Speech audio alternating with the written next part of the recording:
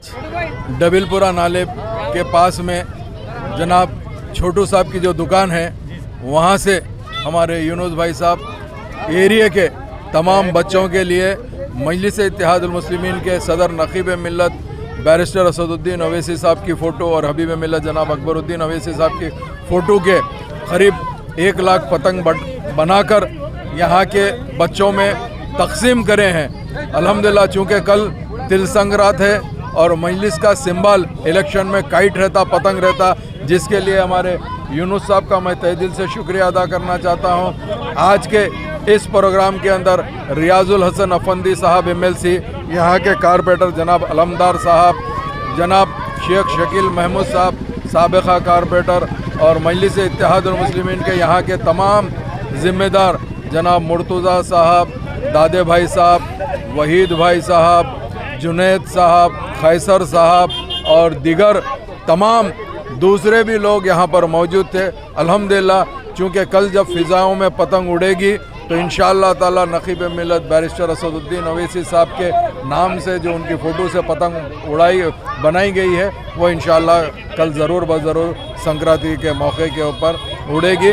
मैं जनाब यूनुस साहब का और उसके साथ साथ जनाब छोटू साहब का तहे दिल से शुक्रिया अदा करना चाहता हूँ। बहुत बहुत शुक्रिया। एक चीज़ है, पहली चीज़ तो चाइना का मांझा बिल्कुल बैंड है और चाइना का मांझा कोई इस्तेमाल नहीं कर रहा। हम लोग MIM की पतंग बनाए थे, 1,20,000 पतंग बनाए थे। MLA साहब को बुला के बच्चों को हाथ से बांटने, MLA साहब के हाथ से बच्चों को बांटने लगाए।